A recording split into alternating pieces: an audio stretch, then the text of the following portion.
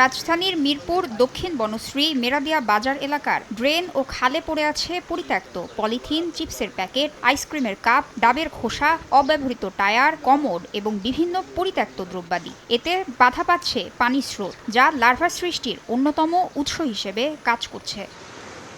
বাসিন্দাদের অভিযোগ, রাজধানীবাসীকে মশার কবল থেকে মুক্তি দিতে পারছে না দুই সিটি কর্পোরেশন। ময়লা থাকলে সেখানে মশা কি হয় না, উৎপাদন হয় না। মশা কামড়ায়, মশার জ্বালায় থাকতে পারি না। প্রয়োজনের তুলনায় ওষুধটা কম হচ্ছে। প্রতিটা বাসা ওয়াইজ যে খুঁজে খুঁজে কোনো মেডিসিন দিয়ে যাওয়া বা ডেঙ্গুর কি পরিস্থিতি খোঁজখবর নেওয়া বা বাসা চেক করা, এটা হচ্ছে না। ঠিকভাবে যদি কাজ করে তাহলে আমার মতে মনে হচ্ছে না যে ডেঙ্গুর পরিমাণটা বাড়বে। বারংবারই প্রশ্ন করা হয় মশার উৎপত্তি স্থল নিয়ে। আমরা চিহ্নিত করেছি দুই বাড়ির এই ফাঁকা স্থানকে। বিভিন্ন ফ্ল্যাটের বাসিন্দারা কিন্তু ময়লা ফেলছেন এবং এই স্থানে পানি জমার ফলে লার্ভার কিন্তু অন্যতম উৎপত্তি স্থল হিসেবে পরিণত হয়েছে এই ফাঁকা স্থানটি।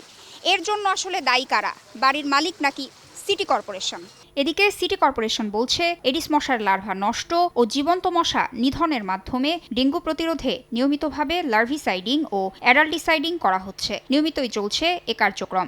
জনসচেতনতা বৃদ্ধি এবং জনগণকে এই ডেঙ্গু নিধন কার্যক্রমের সাথে সম্পৃক্ত করা। এর পাশাপাশি আমরা সকাল বিকাল লার্ভিসাইড, অ্যাডাল্টিসাইড সেটা রুটিন হিসেবে করা হয়। সোর্স রিডাকশন, এগুলো আমাদের রুটিন কার্যক্রম। আমাদের বিশাল কর্মী বাহিনী আছে যারা এই কাজগুলো করে থাকে। মশক কর্মী যে স্প্রে যেটা করে, যেটাকে আমরা বলি লার্ভিসাইড, সেই স্প্রেটা একটা নিঃশব্দ কাজ। ঘরের ভিতরে থাকলে আপনি হয়তো টের পাবেন না যে আপনার বাসার আশেপাশে স্প্রে করা হয়ে গেছে। যখন ফগার মেশিনটা চালু করা হয়, ওইটাই মানুষের চোখে বেশি পড়ে বা ওইটা নোটিফাইটা বেশি হয়। এই মাঠ পর্যায়ে যারা কাজ করে বিগত কয়েক বছর এবং এই বছরের শুরুতেও তাদেরকে পুনরায় আবার প্রশিক্ষণ দিয়ে কিন্তু তাদেরকে মাঠ পর্যায়ে প্রেরণ করা হয়েছে।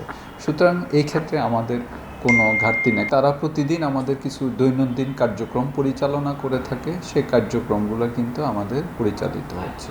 বিশেষজ্ঞরা বলছেন বিজ্ঞানভিত্তিক উপায়ে এডিস মশা নিয়ন্ত্রণ করতে না পারলে অক্টোবরে ডেঙ্গু পরিস্থিতি হতে পারে আরও ভয়াবহ।